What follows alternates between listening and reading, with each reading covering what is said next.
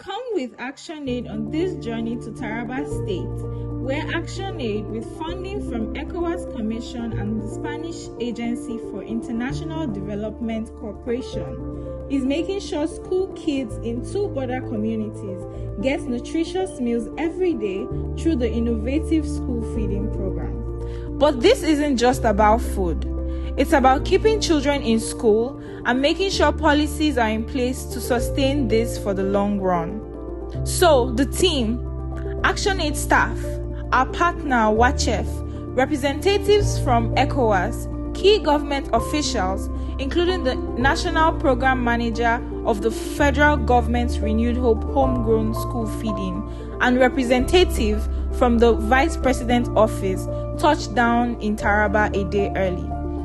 With media partners and state reps from different ministries, including the State Ministry of Women Affairs, SMEDAN, Education, Health and Special Duties now joining us, it was time to hit the road. And our destination, Gembu, a town on the Mambila Plateau in Taraba State of Nigeria, and the headquarters of Saraduna Local Government Area, formerly Mambila Local Government Area in Taraba State.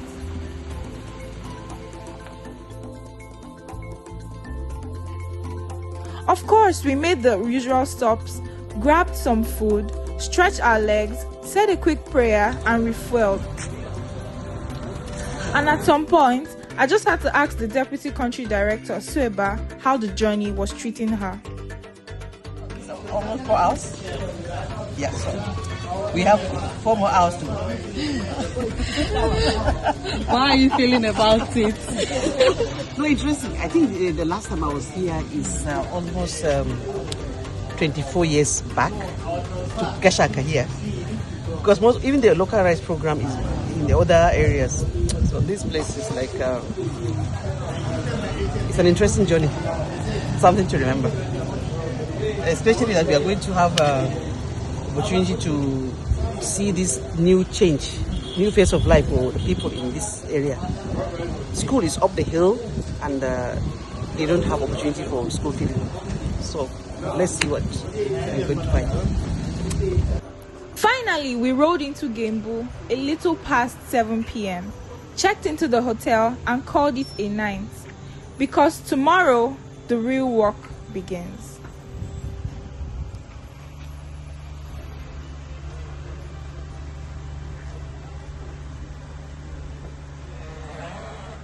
Sorry, welcome. Welcome. Yes.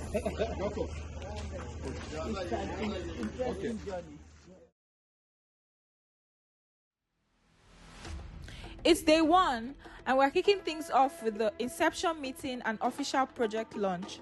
Our Deputy Country Director welcomes everyone and breaks it down. Why Taraba? Well, research shows that a solid school feeding program can increase enrollment by 30% and cut absenteeism in half. And that's exactly what this project is set to do in Mayo, Ndaga, and Sakaka. Parents also have a role to play, because these are your children. At the end of the day, if that children is able to learn, retain, become a good student, he will be able to get a good job. He will be able to take care of you. He will not become a problem to society and a problem to the family. He will be one that will contribute positively to human capital development of the country, of the state. I don't know, I'll speak Yoruba because I don't understand Hausa. What does that mean? A child that uplifts the glory of the family. It starts with you. It starts with them. It starts with me. Thank you very much. Selected. So we can technically say that in the 774 local government in Nigeria, Sadala local government selected. Are you lucky? Muslim, our project officer, takes us through the nitty-gritty of the project. He explained that at its core, the project, more than just feeding children, is about sustainability, empowerment, and long-term change. This project is technically and financially supported by ECOWAS and Spanish International, with also a counterpart funding from ActionAid Nigeria. And this project will also be training canteen women and parent-teacher association on nutrition, sanitation, and good hygiene. This will also enhance the quality of food which will be produced to the children. The project will be providing food for 400 pupils, balanced and good food for 400 pupils. Also promoting jobs for cooks and parent teachers association because we will also be providing stipend for them at the end. But the reality of this is that we can't be there at all time, but also for the community to also take charge and also take control of the community, because the sustainability of this project is in the hands of the community member. It is now the day of the canteen lunch in Mayo Ndaga, but getting there is not for the faint of heart. It's a maze of dust, rocks, and steep climbs. So we split into groups, some in Hilux trucks, some on motorcycles. As we made our way up, the view of Sardauna LGA was breathtaking. Gembu, sitting 1,348 meters above sea level, used to be one of the coldest towns in Nigeria, sometimes even colder than Jos. Thanks to climate change, the cool weather is more of a guest than a resident, and those monkeys that used to roam freely, their numbers are shrinking. Nature is changing. Pulling into Mayo Ndaga, the energy was off the chart. The kids greeted us with the song they wrote themselves, all smiles, all excitement.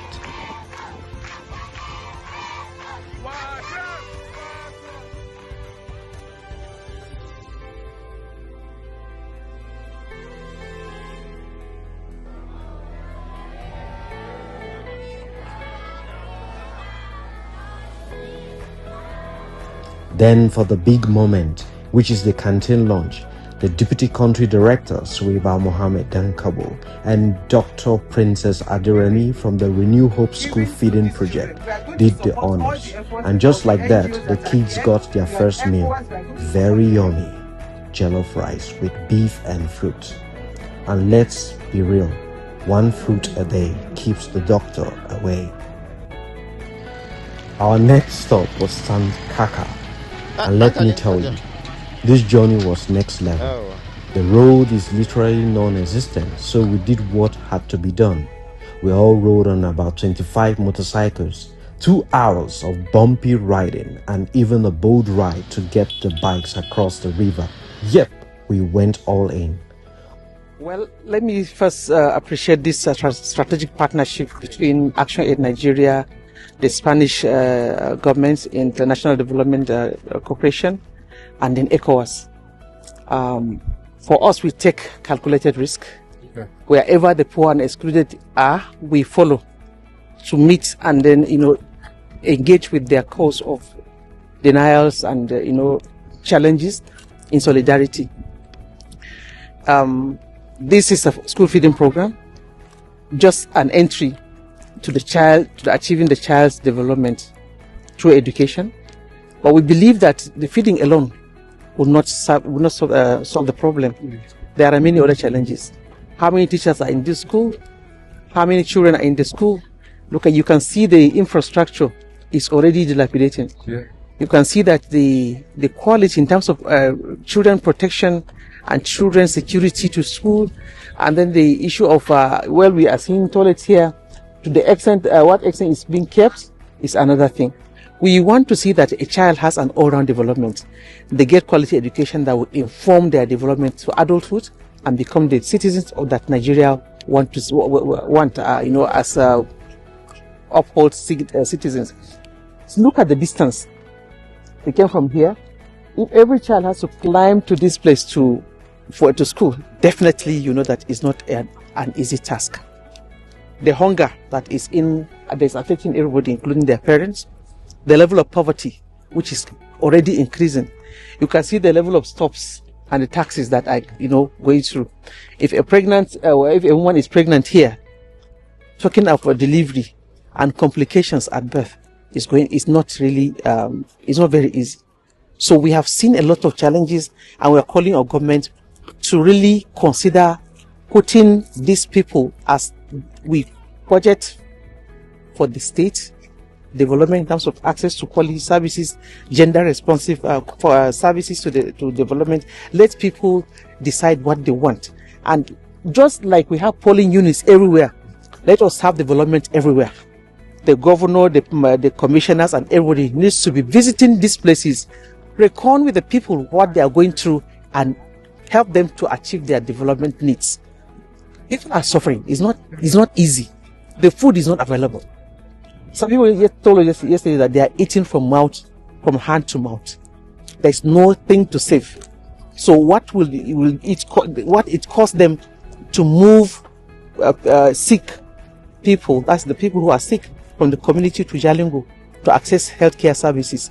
What is costing them to achieve other components of development? Transportation is not easy.